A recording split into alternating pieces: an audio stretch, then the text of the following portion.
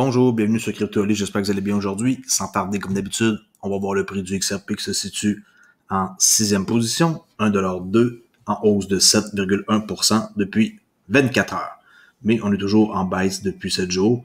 Mais quand même, on est en train de remonter la pente tout doucement.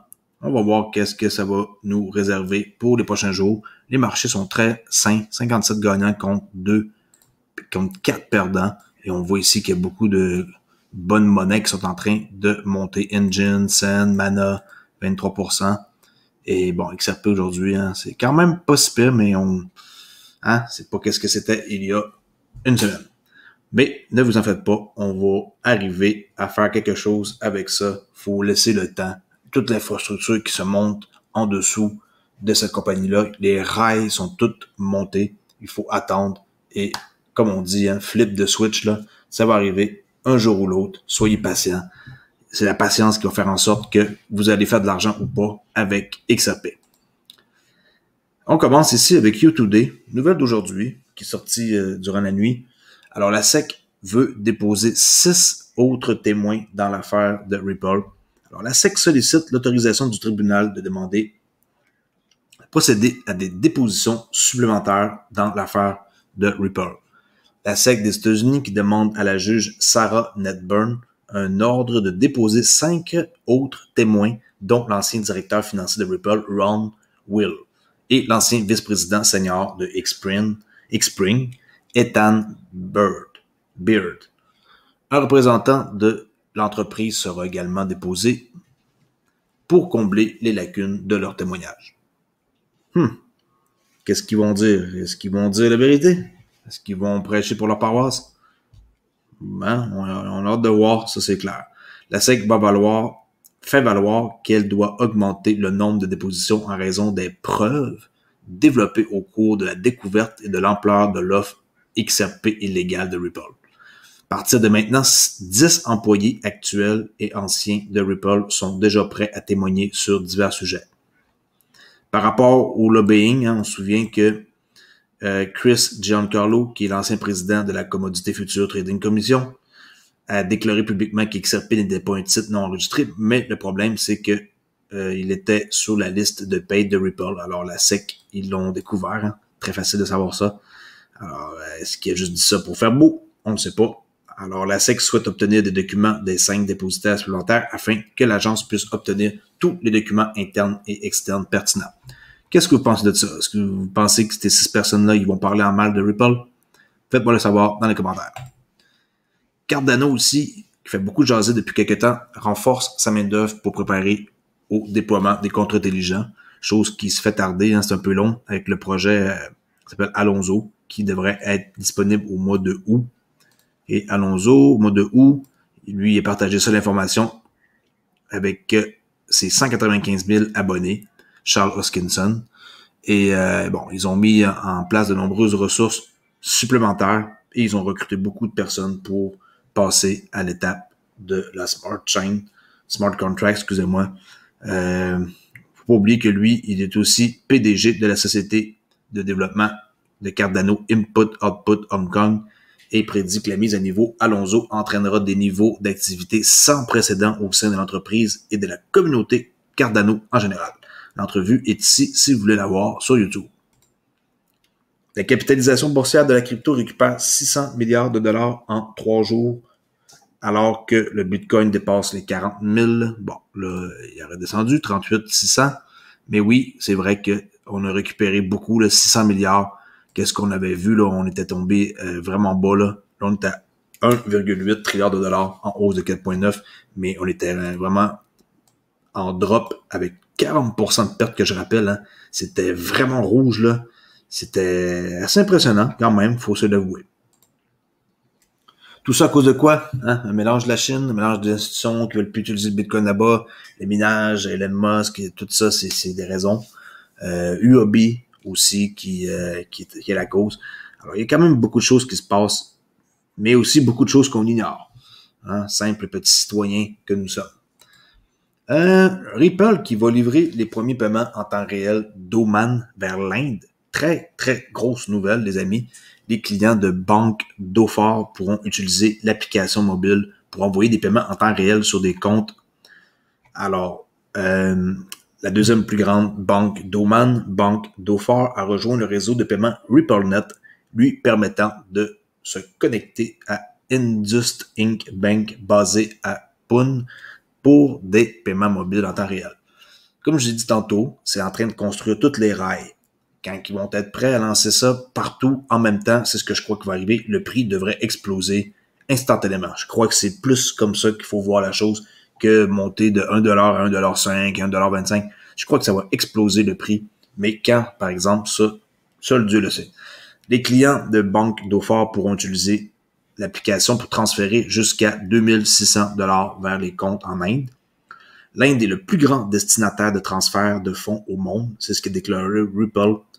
Et ce service va permettre à Banque d'Ofar d'être en position de leader pour offrir une gamme de nouveaux produits. Puis, on voit ici un commentaire là, en cotation qui semblerait impatient d'activer le service. Alors, impatient d'activer le service. Pour moi qui le dis, là, à travers d'autres pays et d'autres places dans le monde.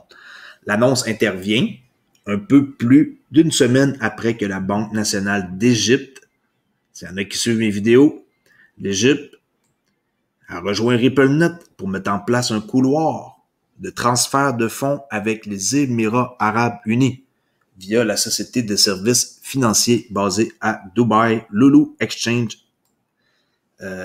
International. Alors, pensez à ça, là. Les rails sont tous prêts.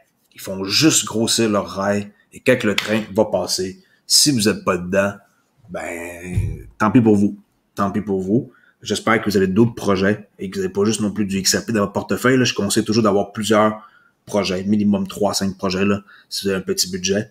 Un plus gros budget, 5 à 10, et un très gros budget, peut-être 15 à 20 cryptos là, différentes. Là.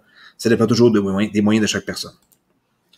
139 millions de XRP qui étaient déplacés ici. Alors, XRP, on sait qu'ils font beaucoup de transferts, puis selon une alerte de Wells Alert ici, une société bien connue de suivi d'analyse de blockchain, dit qu'il y a 139,3 millions de pièces dans un portefeuille inconnu mardi le 25 mai qui a fait une grosse transaction. Ça représente 93 millions de dollars de crypto-monnaie à une adresse inconnue. Puis aussi, juste mentionner que les baleines sont en train de augmenter leur position, puis que le portefeuille des baleines a augmenté de 308 portefeuilles à 319. On peut voir ça là, sur un site là, que j'ai déjà montré. Okay. Puis, une chose est sûre, c'est que si les baleines accumulent, ça veut dire qu'il y a une raison. La raison, c'est quoi? Gardez votre crypto bien au froid sur votre clé Ledger, Edipal, Kobo, Decent, whatever.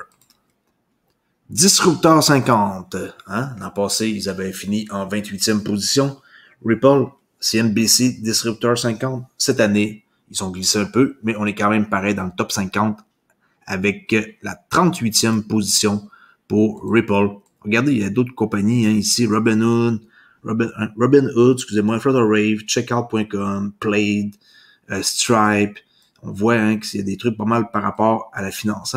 Très intéressant. 2021, Disruptor 50. On peut voir l'entrevue ici de Brad Garlinghouse. Là. Je ne vais pas vous la montrer au complet avec une petite partie. Avant de vous montrer ça, je voulais vous dire que le xrplgrand.org est un nouveau site où ce que les gens peuvent aller pour construire quelque chose sur le grand livre. C'est nouveau, c'est très clean, très cool. On vous souhaite un prototype.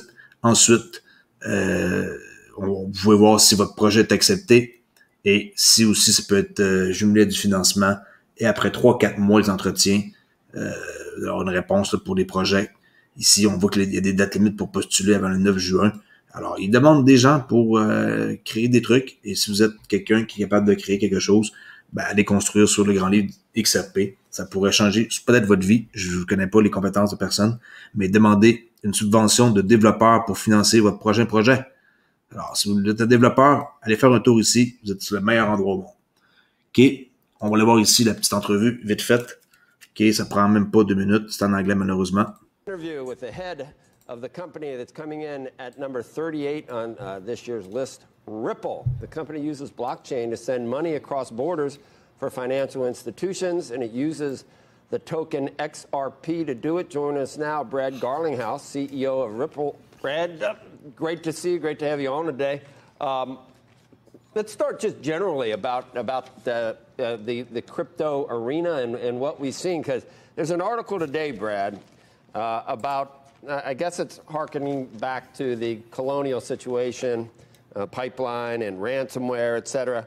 And the thrust is that we just need to ban crypto. and it's set forth, here's all the reasons. I think about everything that you've set up with blockchain and DeFi and how this can really effectively replace a lot of existing systems like SWIFT or whatever, and it really works well. Do you think that, I mean, what do you make of someone that makes that case, given all the blockchain infrastructure and everything else, not just around Bitcoin, but do you think that this toothpaste ever goes back in the tube like that because you can use it for ransomware? Not sure I've heard the toothpaste analogy before. I'm going to steal that one myself. Look, first of all, thank you for having me. I think the question you're asking is a really important one. And I think it gets to the kind of the core of sometimes just a misunderstanding about how these technologies can be applied in a way that actually is really good for businesses, for citizens, for just the community at large. And so when we talk about, like, should we ban something, let's make sure we understand what we're talking about. The way Ripple uses these technologies, as you introduced, is we can make cross-border payments, which are slow and expensive today. We can make them real-time, very efficient, very low cost, and that's good for the global economy. We can unlock trillions of dollars of kind of trapped capital to make the economy more efficient. And so blockchain technologies can be applied in a lot of really constructive ways. It's reducing friction, whether that be transaction cost, transaction speed. But again, for Ripple, that's around payments. But, you know, I think to say, hey, let's just ban all this, yes, the toothpaste might already be out, and I don't know how you get it back in. Bon, un petit aperçu de l'entrevue, c'était pas nécessairement dirigé vers en quoi qu'ils sont dans le classement, mais c'est la Squawks Box ici de CNBC. S'il y en a qui voulaient l'entendre l'entrevue, ben j'ai trouvé ici le petit reportage de 2 minutes. Avant de quitter, il y avait quelque chose que je voulais vous montrer. Non, finalement non. Il y avait quelque chose d'autre, mais la fenêtre, je l'ai perdue. C'est pas grave.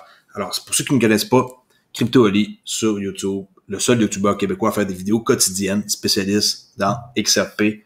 C'est mon préféré, hein, Crypto Asset, blockchain. Je tripe beaucoup sur XRP. J'espère que vous autres aussi, vous l'aimez cette monnaie-là, parce qu'elle pourrait changer votre vie. Je dirais, va changer votre vie. Ça va être la patience qui va déterminer qu'est-ce qui va faire en sorte entre faire un peu d'argent, faire beaucoup d'argent ou en faire beaucoup, là. Ça va dépendre, ou très, très, très beaucoup, excusez-moi, je ne sais pas l'exprimer, mais c'est ça qui va décider plus tard si vous allez être comme moi, patient 5 à 10 ans, ou juste quelqu'un qui veut spéculer et ramasser quelques petits dollars par-ci par-là. Moi, je suis pas comme ça. Moi, je veux changer ma vie. J'espère que vous êtes pareil comme moi. Sinon, ben, bonne chance. Puis, il y a d'autres monnaies aussi qui sont bonnes, d'autres projets qui sont bons. Hein, Cardano, XLM, VeChain, il y a plein de bonnes monnaies hein, qui existent. IOTA, il y a beaucoup, beaucoup de trucs. C'est à vous de vous documenter le plus possible. Si vous n'êtes pas au courant, j'ai un cours sur Udemy gratuit de 4 heures, 2 cours de 2 heures. Allez voir dans ma description de n'importe quelle vidéo.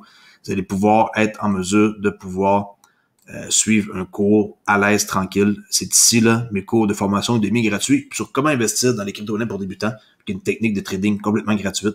Allez faire un tour. Ça vous coûte rien, c'est gratos. Puis, moi, ça m'encourage. J'ai au-dessus de 1500 étudiants qui ont suivi le cours. No joke.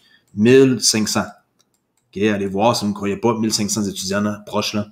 Alors, allez faire un tour et dites-moi qu'est-ce que vous en pensez. Sinon, ben là, vous venez de voir ma prochaine, ma vidéo d'hier que j'ai faite, là. C'était juste un exemple. Merci beaucoup. Et n'oubliez pas aussi que je suis sur Twitter, Olivier_XRP.